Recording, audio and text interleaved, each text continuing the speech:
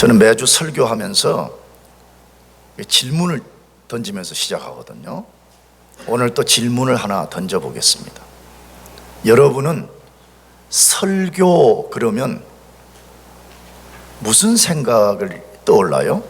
설교라는 단어 혹은 설교라는 말을 들으면 무슨 생각이 떠오릅니까?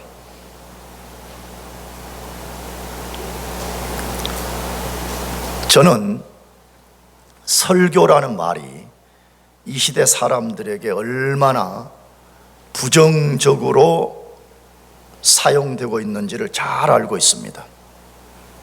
사람들은 누가 듣기 싫은 말을 하거나 어떤 잔소리 같은 말을 하게 될 때에 우리 반응이 뭐죠? 또 설교하네. 야, 나에게 설교하지 마. 이렇게 말합니다. 이게 오늘 이 시대 사람들이 갖고 있는 설교에 대한 정의입니다. 어떤 사람이 이런 글을 쓴 것을 읽어봤습니다. 오늘날 청년들의 키워드, 청년들이 가장 중요하게 여기는 것들이 있다는 거예요. 그 키워드는 단순, 재미, 정직, 그리고 설명을 싫어한다. 이렇게 써놨어요. 정말 맞는 것 같아요. 내가 경험한 우리 교회 청년들도 그렇고 현재 한국의 수많은 청년들의 이야기를 뉴스로 들어보면 이 키워드가 정말 정확한 진단인 것 같아요. 단순해요, 굉장히. 뻔히즘, 재미없으면 안 하는 거예요. 교회도 재미없으면 안 해요. 교회 가자 그러면 재미있냐 없냐 이거부터 물어봐요. 굉장히 정직합니다. 물론 자기들이 완벽하게 정직하지는 않지만 누군가가 정직하지 못한 것을 견디지 못한다 이 말이에요. 그리고 설명, 뭘 길게 설명하는 거 별로 안 좋아한다는 거예요. 그래 이 사람이 얼마만큼 젊은이들이 설명을 싫어하는가에 대한 예를 들었어. 예를. 근데 그 예가 뭐냐? 댓글이 3줄 이상이면 안 읽는다는 거예요. 여러분 우리 댓글 문화잖아요. 댓글 문화. 근데 댓글이 몇 줄 이상이면 안 읽는다고요? 3줄 이상이면 안 읽는다는 거예요. 이걸 보면서 야, 어떻게 이 사람은 이 청년들의 이거 정확하게 이렇게 진단했을까? 그런 생각이 들더라고요. 여러분 그런 특성을 가진 젊은이들이기 때문에 설교, 그것도 긴 설교, 나는 1시간씩 하거든요. 그걸 얼마나 싫어하는지 충분히 상상할 수 있습니다. 그런데 이런 부정적 의미에서 설교든 이따가 소개하겠지만 혹은 성경적 의미에서 설교를 청년들만 싫어하는 것이 아니라는 사실이 주의할 부분이에요. 대부분 사람들이 어리거나 젊거나 늙었거나 상관없이 대부분 사람들이 설교를 싫어한다는 사실입니다. 이유가 있어요. 그거 지금 다룰 수 없지만. 그렇다면 성경적 의미에서 설교는 정확히 뭘 말할까요? 듣기 싫은 말에 대한 설교하지 마라 그런 거 말고 말이에요. 성경이 말하는 설교라는 정의는 뭐냐 이 말이에요. 이걸 우리가 정확하게 규명하려면 성경적 설교가 아닌 것에 대하여 먼저 말씀을 드려야 됩니다. 다시 말하면 이런 건 설교가 성경이 말하는 설교가 아니라는 거예요. 뭐죠?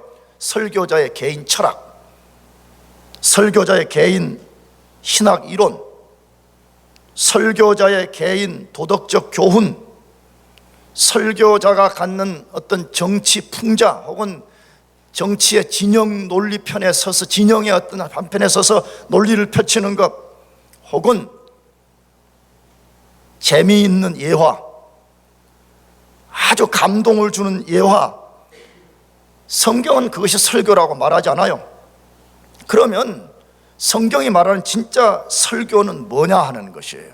설교자가 하나님의 말씀인 성경의 본래 뜻을 정확히 파악하고 그것을 성령의 인도 속에서 강해하는 것을 설교라 그렇게 말하는 것이에요. 다시 한 번 더 진짜 성경이 말하는 설교란 뭐냐? 개인의 어떤 이야기 하는 거 아니에요. 하나님의 말씀인 이 성경 텍스트에 딱 발을 딛고 그것을 우리가 오늘 선택한 것이든 아니면 뭐 연속적으로 강해를 하든 상관없이 그 본문의 정확한 뜻이 무엇인가를 설교자가 먼저 파악한 다음에 그것을 청중들에게 인터프리테이션을 해서 그 청중들이 그 뜻을 이해하고 그것을 삶 속에 살게 만드는 것이 강해 설교인 것입니다. 그래서 영국에 위대한 설교자가 있습니다. 물론 교회를 처음 오신 분들은 잘 모르겠지만 이 설교학에서나 혹은 신학에서 이 사람을 모르면 그 사람 설교자가 아니에요. 흔히 그 사람이 얼마나 위대한 사람이냐, 100년에 한 번 나올까 말까 한 설교자라 이런 평가를 받는 분인데 그분의 이름이 마틴 로이드 존스라는 분이에요. 마틴 로이드 존스가 강해 설교는 이런 것이라고 정의를 내렸어요. 이걸 다른 말로 하면 좋은 설교는 어떤 거냐는 거예요. 진짜 성경적 강해 설교라는 것은 뭐냐 하는 정의를 5가지로 내렸는데, 첫째로는 반드시 성경적이어야 된다 이것입니다. 반드시 뭐 적여야 돼요? 당연하잖아. 이 교회는 무슨 철학 이론을 가르치는 것도 아니고 무슨 목사의 개인 경험을 말하는 것도 아니잖아요. 하나님 말씀, 이 성경을 선포하는 것이 교회의 역할입니다. 로타리 클럽, 학교 수많은 클럽들은 술 마시고 아무거나 해도 됩니다. 그러나 이 교회는 그렇게 하는 것이 아니라 하나님의 말씀을 전하는 거기 때문에 당연히 설교자인 목사가 설교를 하는 모든 근거는 반드시 그것이. 두 번째로는 신학적이어야 됩니다. 뭐적이라고요? 신학적. 그 말이 무슨 말이냐? 신학적이라고 하면 여러분이 그 신학교에서만 배우는 거 아니에요? 그 말이 아니고 이 성경 본문 속에 하나님이 우리들에게 말씀하시려는 닥트린이 있어요. 교리가 있어요. 그걸 신학이라고 그래요. 반드시 그것은 신학적이어야 된다는 거예요.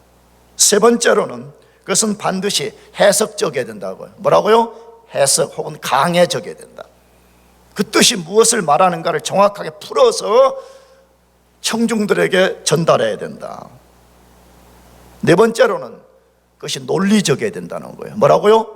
논리. 성경에 근거하고 신학 속에서 불붙는 논리, 굉장히 로지컬하게 그것이 전달돼야 된다는 것이.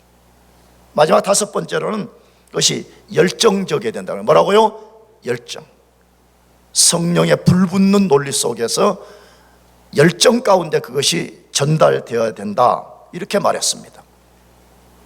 제가 이렇게 강해 설교에 대해서 장황하게 말씀드리는 이유가 있습니다. 그 이유는 설교를 듣는 일이 사활적으로 중요하기 때문에 그렇습니다. 이따 뒤에서 말씀드리겠지만 하나님이 살아계십니다. 믿습니까?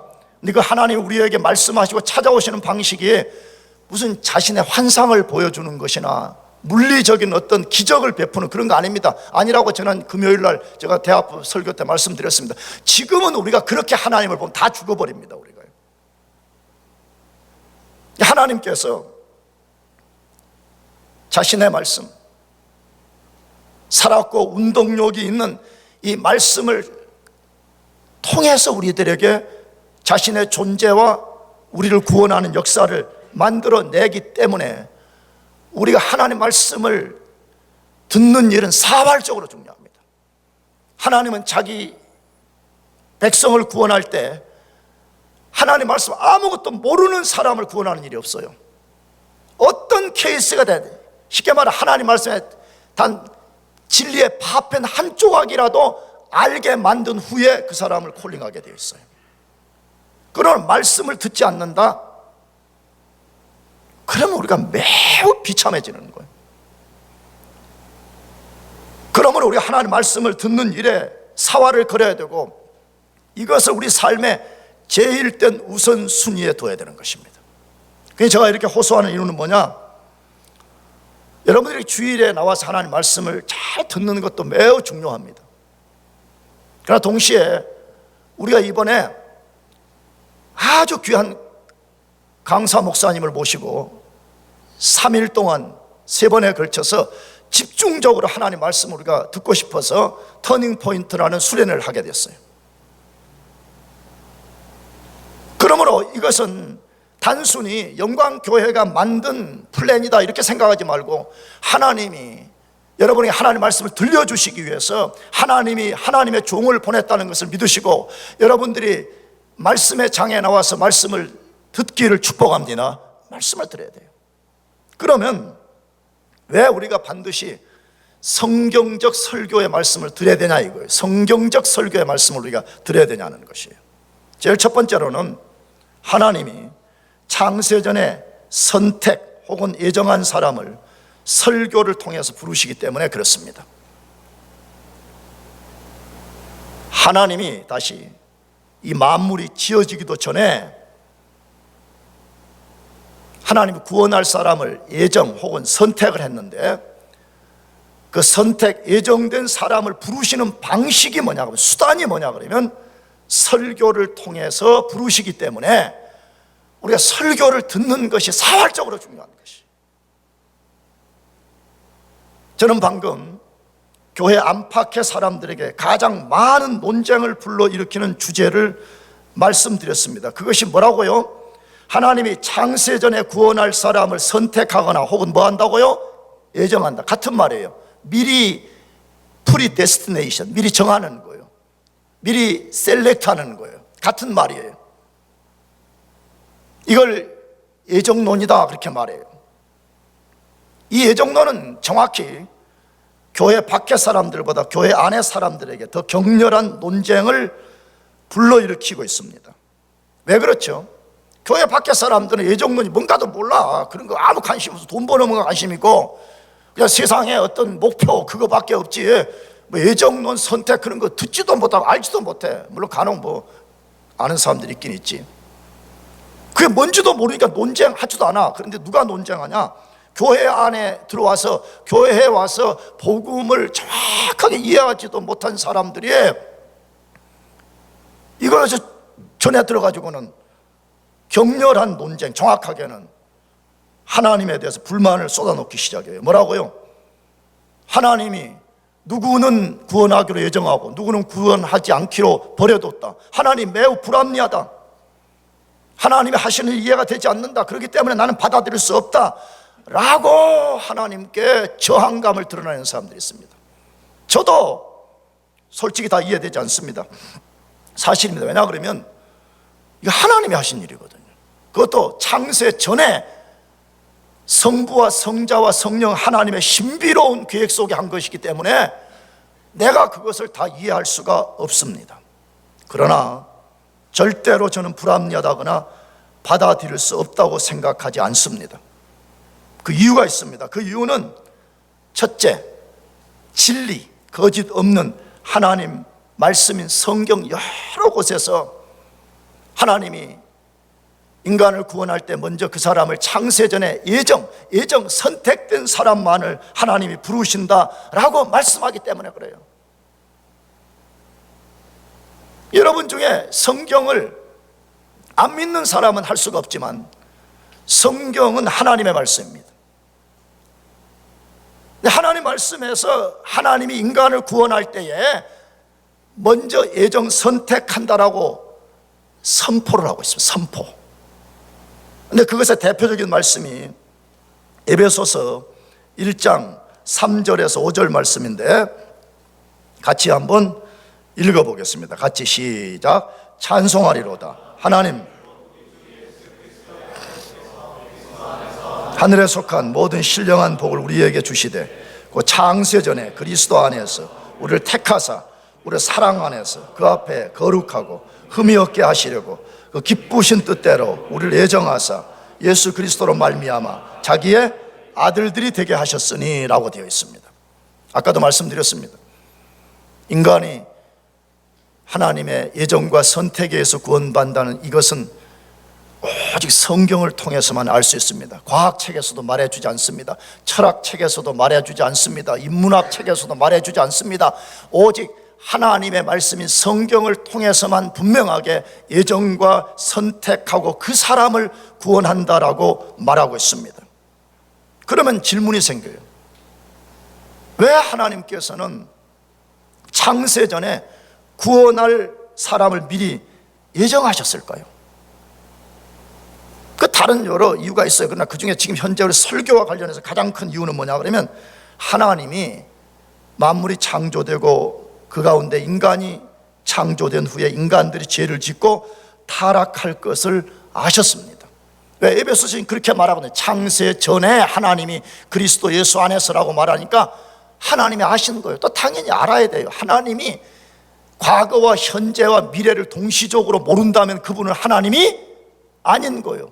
하나님은, 우리는 이 시간에 똑딱하는 이 시간의 끝밖에 모르지만 하나님은 과거와 현재와 미래를 초월해서 역사하는 분이기 때문에 그 모든 것을 아시는 분입니다. 근데 하나님이 아신 거예요. 인간이 창조되었을 때 인간이 죄로 타락할 것을 아셨습니다. 그러면 우리 같으면 이렇게 할 수 있잖아요. 창조를 안 해버리든지 아니면 그냥 그 불순종하는 인간들 죄로 타락해서 지옥 가도록 그냥 가만히 둬도 됩니다. 그래도 하나님의 공의에 아무런 문제가 없고 하나님의 명예에 아무런 훼손이 없습니다. 그런데 하나님께서 그렇게 타락한 인간을 죄 가운데서 구원하기로 선택과 예정을 했다는 거예요. 근데 문제는 뭐냐? 일부는 선택하고 일부는 그냥 선택하지 않겠다고 하나님이 결정을 하셨다는 것입니다. 왜 일부는 구원하고 일부는 구원하지 않기로 정하셨습니까? 하나님이 굉장히 불합리하게 보입니다. 이것 때문에 사람들이 막 저항하는 거잖아요. 왜 하나님이 누구는 선택하고 누구는 선택하지 않았냐? 굉장히 불합리하게 보입니다. 그러나 저는 단 하나도 불합리하지 않다는 것을 깨닫게 되었습니다. 왜 그렇죠? 여러분, 인간이 죄로 타락한 것이 하나님 책임이 아닙니다. 하나님이 타락하라 그래서 타락한 것이 아니고, 하나님 분명히 선악을 알게 한 나무 열매를 따먹으면 너는 정령 죽게 된다고 하나님 분명하게 말씀해 주셨음에도 불구하고 하나님 말씀에 귀를 기울이지 않고 마귀의 말에 귀를 기울이다가 죄를 지어서 죄의 값으로 타락해서 타락하고 영원한 죽음의 존재가 된 거 인간 책임이잖아요. 가만히 둬도 그 상태에 살다가 인간 지옥 가도 하나님의 명예에는 아무런 손상이 없습니다.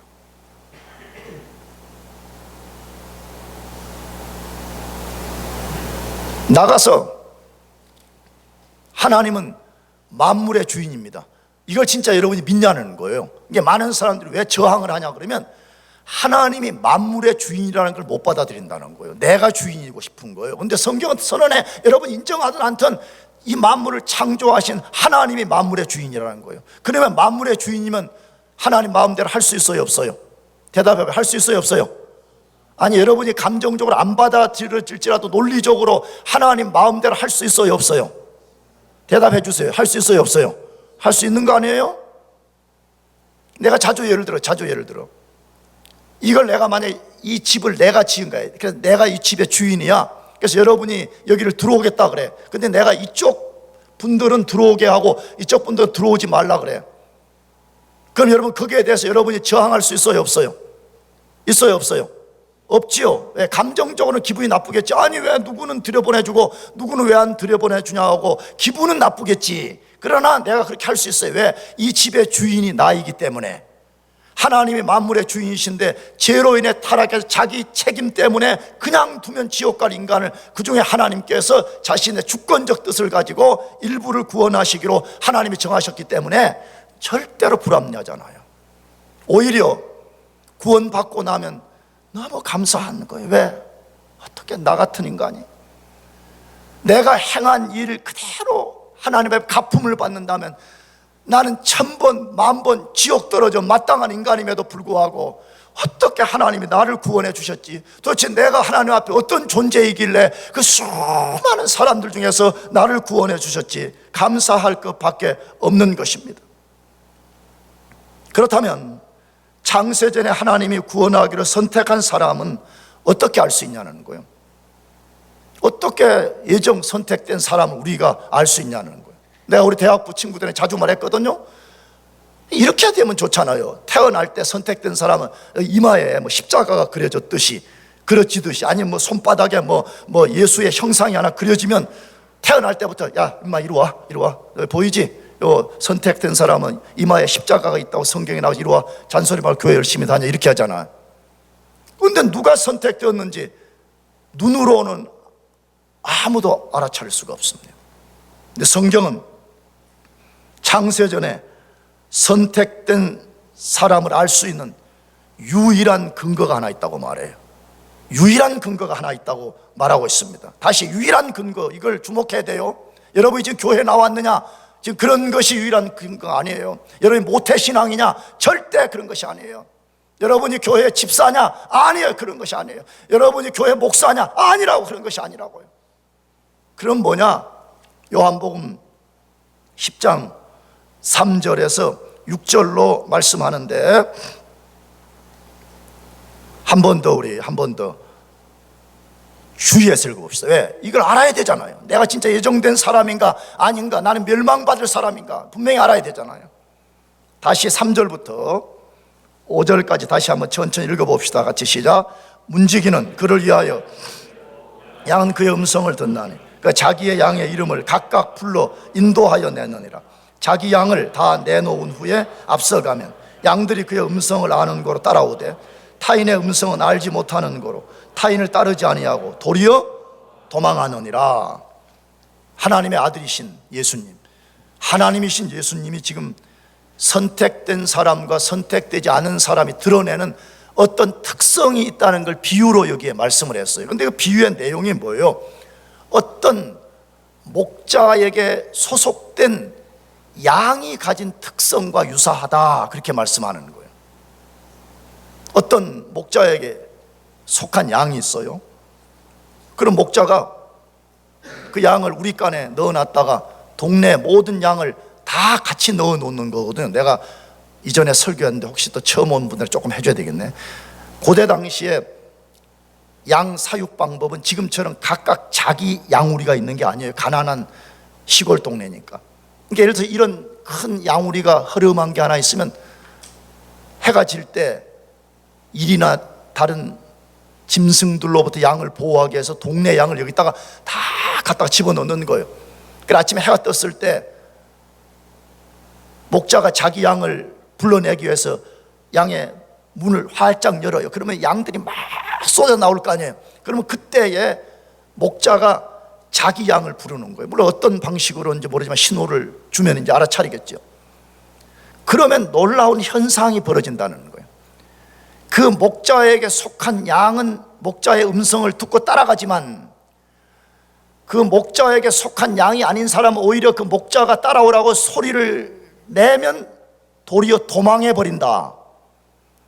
이게 선택된 사람과 선택되지 않은 사람들이 드러내는 현상이라는 거예요. 자, 그렇다면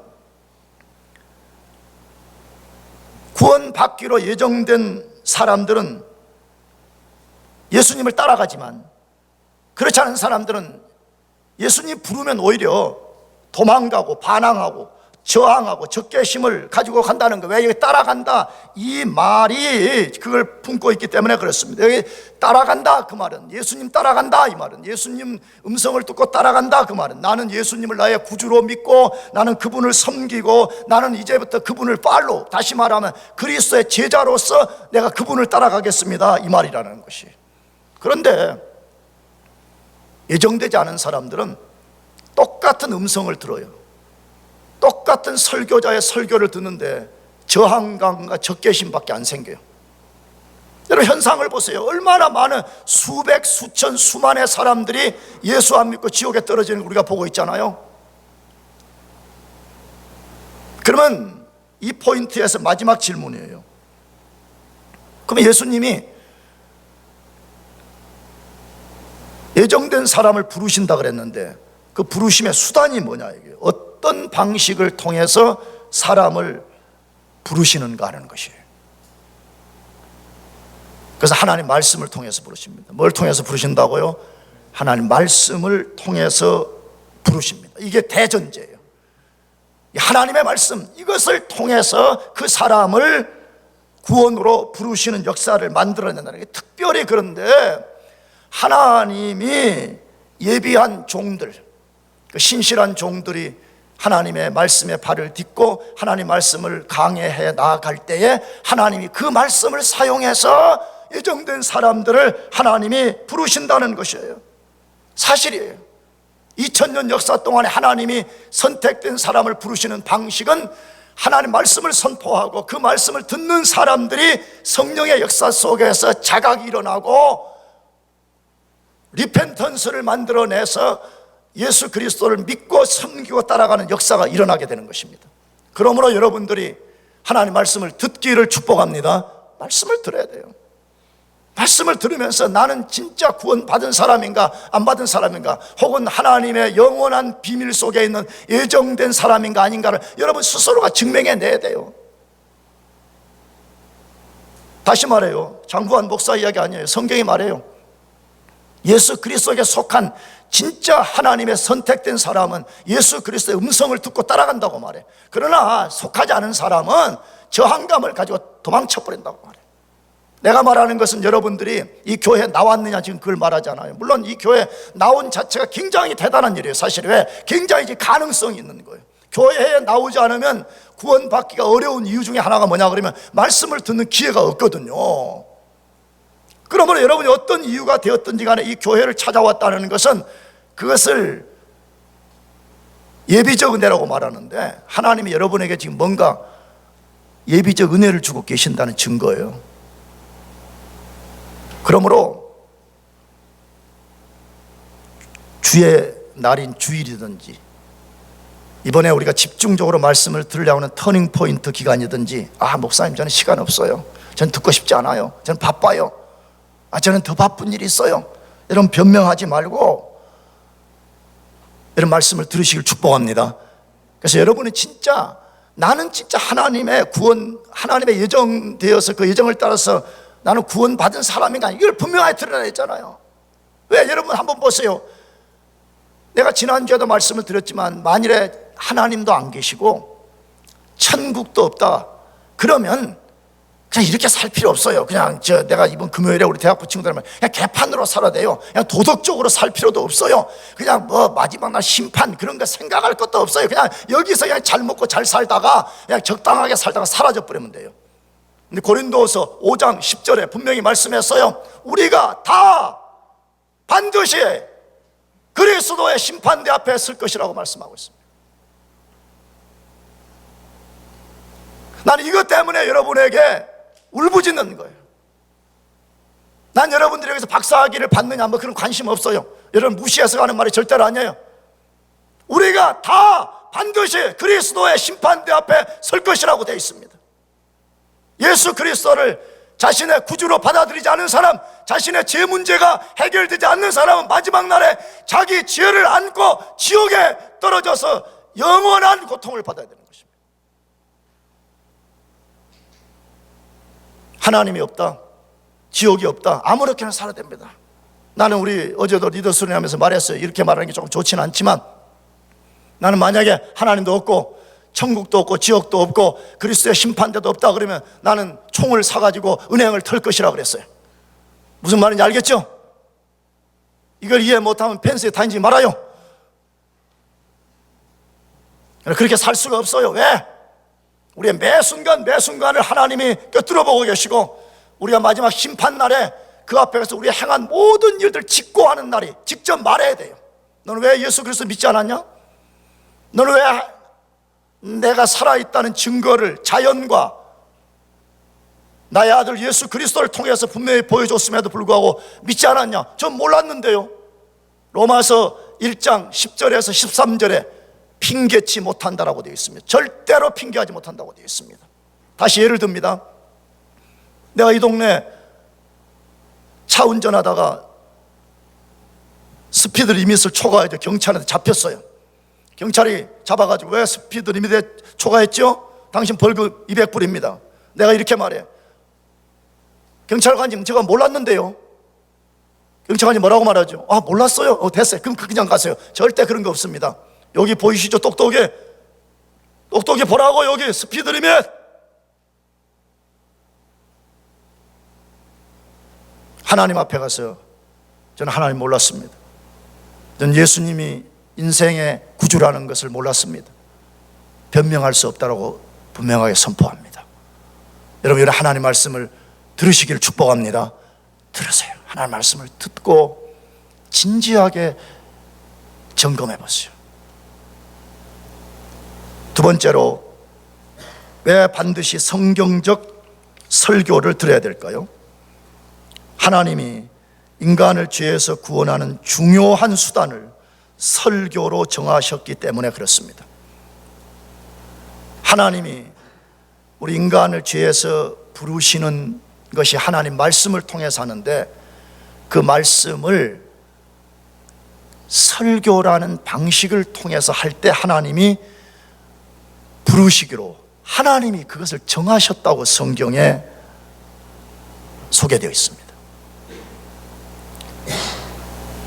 모든 인간은 반드시 하나님으로부터 구원을 받아야 될 절대적 상태를 가지고 있습니다. 구원받지 않으면 안 되는 우리 인간의 상태, 우리가 그런 존재라는 것이, 그 상태가 무엇을 말할까요?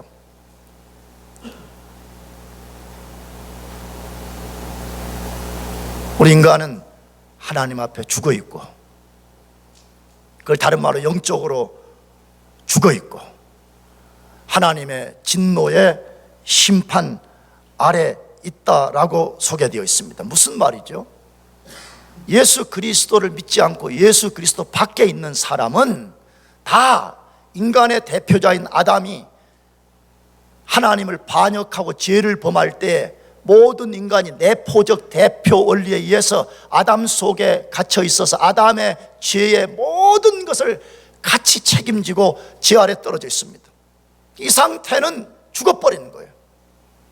이 상태로는 하나님 앞에 아무것도 할 수가 없는 것이, 이 상태로는 하나님 앞에 단 한 발자국도 나갈 수가 없는 것이에요. 그렇기 때문에 모든 그리스도 밖에 인간은 이 죄로부터 건짐을 받아야 됩니다. 혹시 여러분 중에 목사 양반, 그건 너무 좀 심한 말 아니요?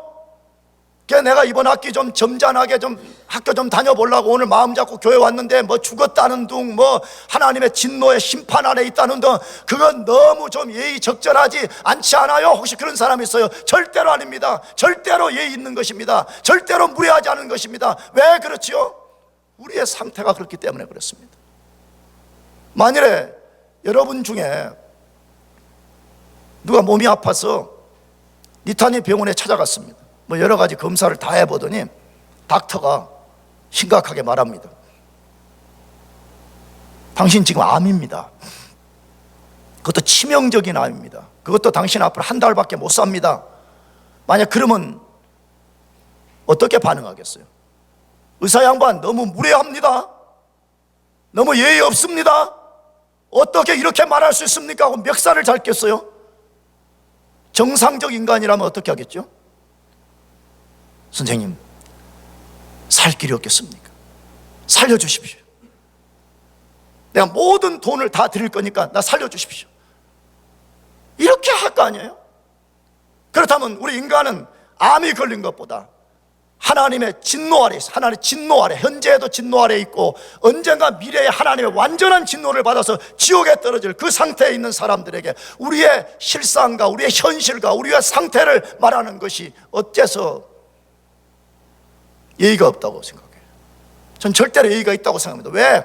여러분의 상태를 정확하게 알려드리고 여러분이 암보다 1000배, 10,000배 더 위험한 상태에 있다는 것을 알고 거기서 빠져나와서 구원받기를 원하기 때문에 그러는 것이. 그래서 하나님이 우리 인간이 어떤 상태에 처해 있는지, 얼마나 위험한 상태에 속해 있는지를 사도 바울을 통해서 에베소서 2장 1절에서 3절로 소개하고 있습니다. 같이 읽어보겠습니다. 어제도 우리 리더들은 읽었는데 한 번 더 2장 1절에서 3절 같이 읽어보겠습니다. 시작. 그는 허물과 죄로 죽었던 그때 너희는 그 가운데서 행하여 이 세상 풍조를 따르고 공중의 권세 잡은 자를 따랐으니 곧 지금 불순종의 아들들 가운데서 역사하는 영이라. 전에는 우리도 다 그 가운데서 우리의 육체의 욕심을 따라 지내며 육체와 마음에 원하는 것을 하여 다른 이들과 같이 본질상 진노의 자녀이었더니 병원에 가면 의사의 검진을 받고 나면 진단서가 나옵니다. 저도 몇 주 전에 패밀리 닥터를 만나서 피 검사를 했습니다. 그러니까 저는 어렸을 때 홍역을 안 했다고 자꾸 우리 어머니가 그러시면서 주사를 맞아라 자꾸 만날 때마다 잔소리처럼 자꾸 하셔서 병원에 가서 이제 말했습니다. 내가 홍역을 안 한 것 같은데 이걸 알 수 있냐 그렇게 하니까 피 검사를 하면 알 수 있다는 거예요. 그래서 피 검사를 했습니다. 그래가지고 한 달 후에 통보가 와서 오라 그래서 갔습니다. 갔더니 놀랍게도 홍역 항체가 있다는 거예요. 할렐루야. 아니 있다는데 기분 안 좋아요? 있다 그래요. 너무 좋더라고. 근데 문제는 더 큰 막 경고를 보내는데 당신이 지금 콜레스테롤 수치가 장난이 아니래. 그리고 전 당뇨 전 단계래. 우마. 내가 이렇게 건강한데 충격이었어요. 약간 좀 충격이었어요. 그래서 그 좋아하는 라면 어젯밤에 안 먹었습니다. 진단서가 있잖아요. 마찬가지로 하나님이 우리 인간에 대한 진단서를 성경 여러 곳에 딱 진단서를 붙여놨어요. 근데 그 중에 하나가 이 본문이에요. 이 본문의 진단서의 첫 제목이 뭐예요? 1절, 그는 허물과 죄로 뭐 했던? 죽었다.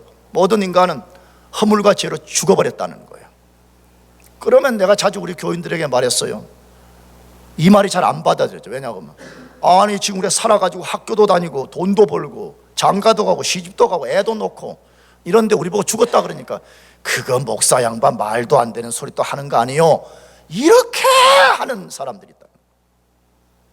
그래서 하나님이 바울을 통해 가지고 죽었다는 개념이 무엇인가를 그 밑에서 4가지로 소개해요. 죽은 사람은 이런 사람인 그 사람은 영적으로 죽었다는. 그 교회 나오냐 지금 그런 거 말하지 않아요. 그 모태신앙이냐 그런 거 아니라니까. 영적으로 죽은 사람은 4가지 특성을 가지고 있다고 말해요. 첫 번째가 뭐예요? 이 세상 뭘 따라요? 풍조를 따라. 이 세상은 이렇게 눈에 보이는 자연계 말고 그 속에 이 세상이 가진 타락한 속성을 갖고 있어요. 이 세상의 풍습을 쫓아가요. 이 세상이 지향하는 가치를 쫓아가요. 그런 사람은 죽은 사람이라고 말해요. 성경. 그런 사람 천국 못 들어가요. 두 번째, 공중의 권세 잡은 자를 따랐으니 지금 불순종의 아들들 가운데 역사하는 영이라. 공중 권세 잡은 자가 누구냐? 마귀를 지칭하는데 그 마귀는 지금 예수 안 믿는 불순종하는 불신자들을 사로잡고 있다고 말해. 불신자들이 안 믿어. 그것도 우리가 당신 예수 밖에 있으면 마귀가 당신의 주인이요 그러면 뭔 소리냐고 이렇게 말해. 근데 하나님 말씀에 그리스도 안에 있든지 밖에 있든지 중간 존재는 없다고 말해. 그리스도 밖에 있는 사람 모두가 지금 악한 영에 지배되어 있다 그렇게 말해요. 공중 권세 잡은 자의 종으로 살고 있다 그렇게 말해요. 사실이잖아요. 안 믿어진다고요? 하나님께 순종을 안 하잖아요. 하나님을 저항하잖아요. 하나님을 극렬하게 저항하든지 아니면 냉소적으로 부정하잖아요. 하나님이 어디 있어? 차라리 뭐 똑같은 사람이지만 어쩌면 그냥 하나님이 어디 있어요? 장 목사 당신 거짓말하는 거 아니에요? 이런 사람이 차라리 더 나은 것 같아요. 냉소적인 사람 있잖아요. 말도 안 되는 소리 하고 있어. 미쳤군. 이런 식으로. 2가지로 반응해요. 세 번째는 3절에 뭐라고 했죠? 전에 우리도 다 그 가운데서 우리의 뭘 따라 살아요? 육체의 욕심을 따라 살아. 육체의 욕심, 내가 육체의 욕심대로 하고 싶은 대로 다 해요. 그것을 타락한 아담의 옛본성이라고 말하는데 그거 따라 사는 거예요. 그거 따라 사는 거.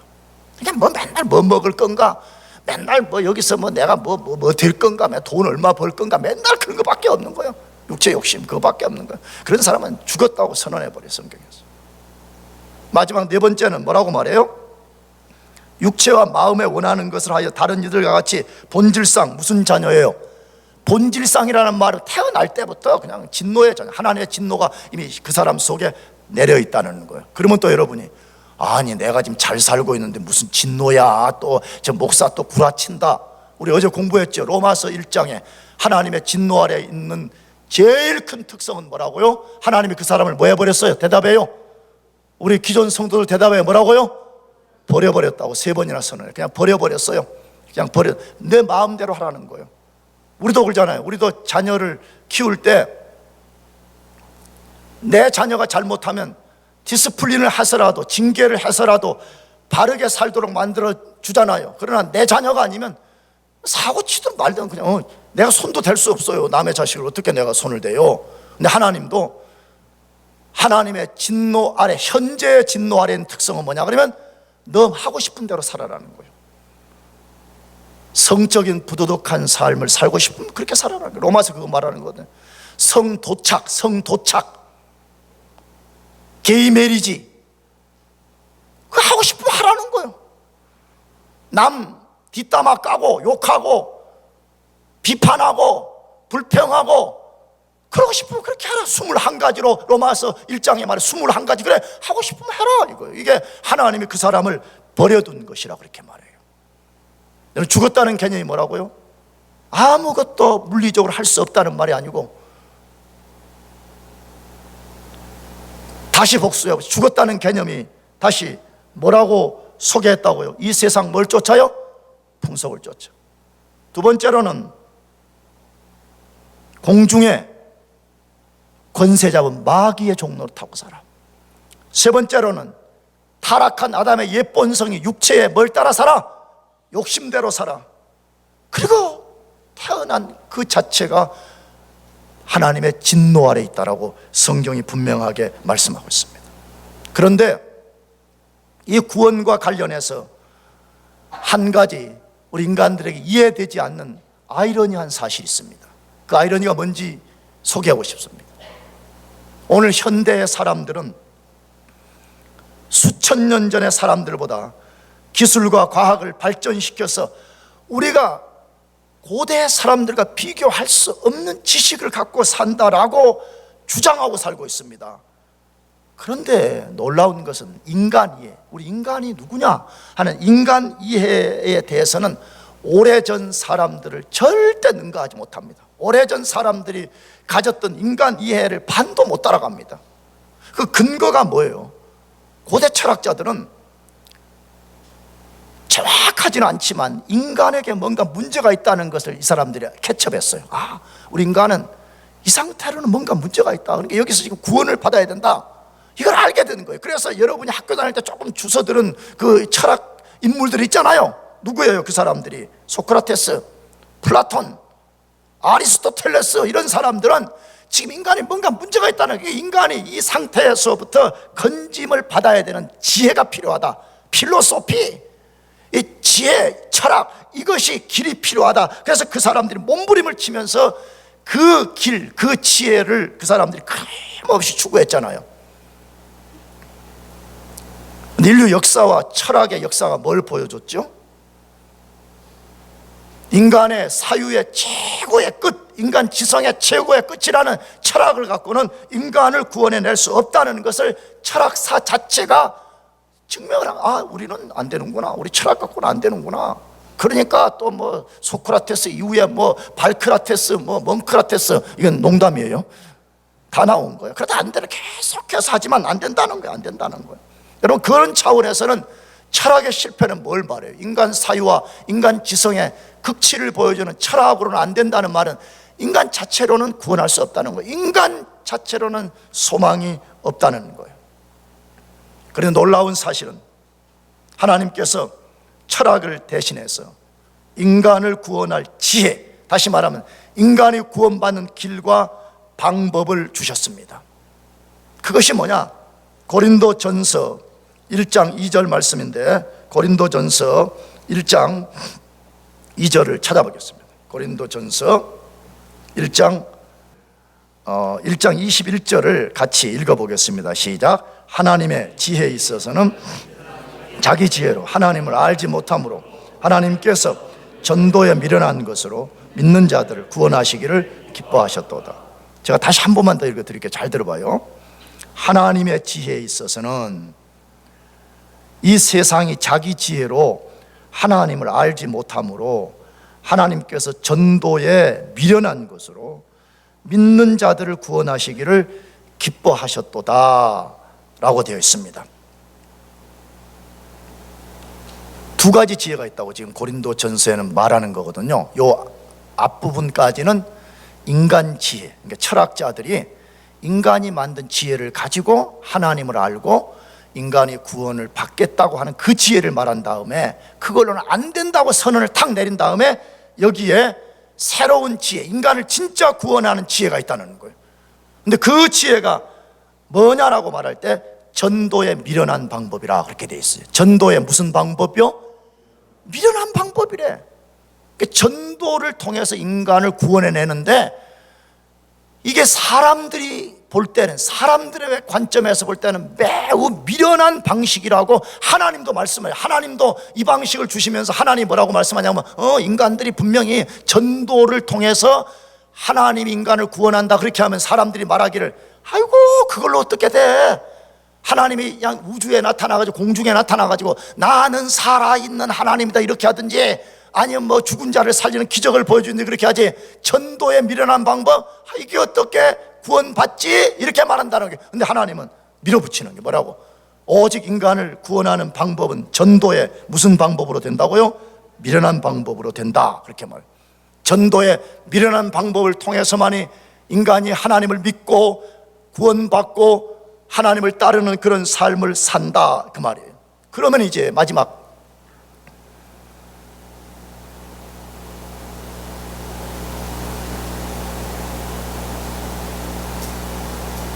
전도가 뭐냐는 거예요. 전도.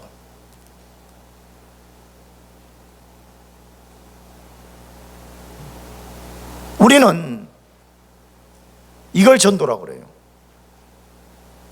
전도지 한 장 주면서 교회 가자.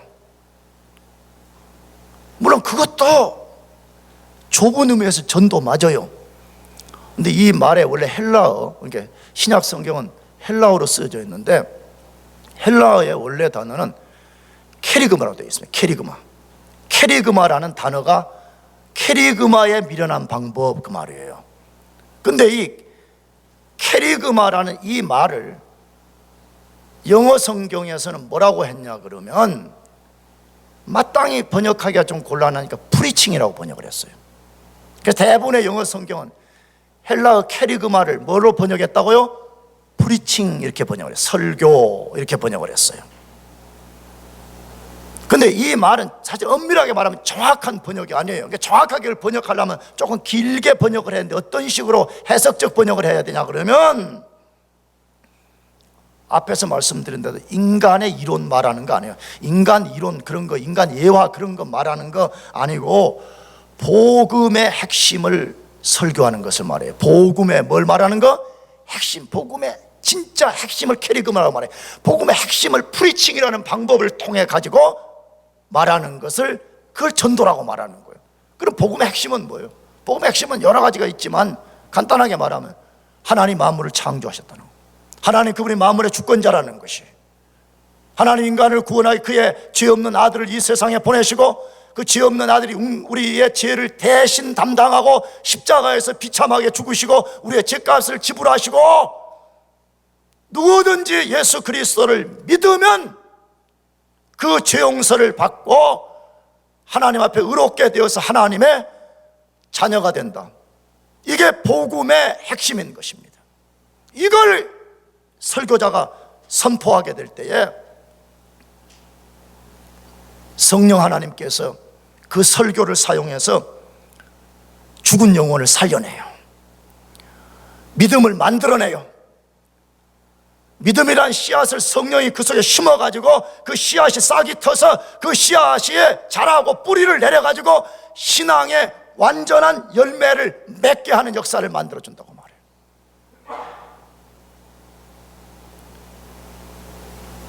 그러므로 난 이제 여러분에게 중심으로서의 하나님 말씀을 업신여기지 말아요.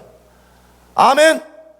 사무엘서의 말에 이스라엘의 초대 왕인 사울이라는 왕을 하나님이 권좌에서 쫓아낼 때 뭐라고 말하느냐? 내가 내 말을 업신여겼기 때문에 나도 너를 업신여길 거라고 말해. 하나님은 우리가 장난칠 수 있는 대상이 아니에요. 믿어도 되고 안 믿어도 되는 대상이 아니에요. 조소하고 냉소적으로 대할 수 있는 그런 분이 아니에요. 만약에 여러분이 그렇게 대한다면 아까도 말씀드렸지만 여러분은 언젠가 그분의 심판대 앞에서 여러분이 살았던, 여러분이 언행과 행했던 모든 일들을 직고하는 날이 오게 돼요. 하나님의 말씀을 들으시기를 호소합니다. 아멘.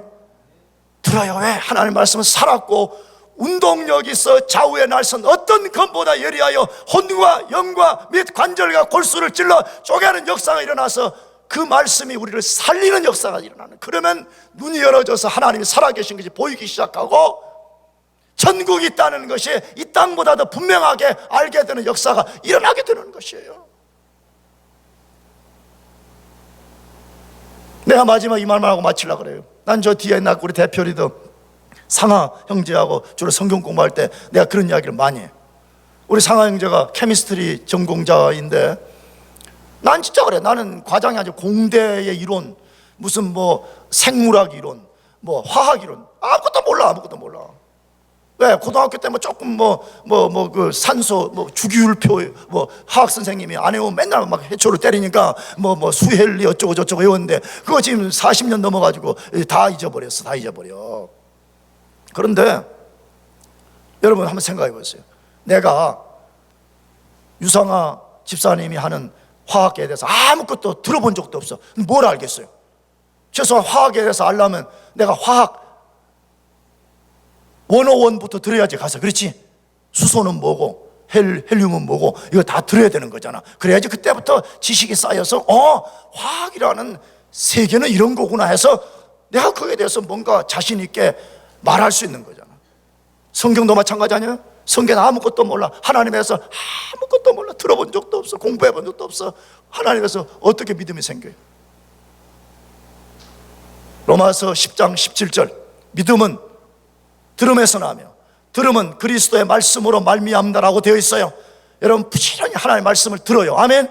자꾸 들어요. 그렇게 기도를 해요. 하나님, 장부안이라는 인간이 교회 갔더니 하나님이 살아계신다 그러는데 진짜 하나님이 살아계신지 안 살아계신지 나에게도 알려주십시오. 나는 하나님 없다면 나는 이제 안 믿을 겁니다. 나는 교회 안 다닐 겁니다. 그러나 하나님이 있다 그러면 나에게 알려주십시오. 나는 그렇다면 나 남은 생의 전부를 하나님께 바쳐서 내가 하나님을 섬기며 살겠습니다.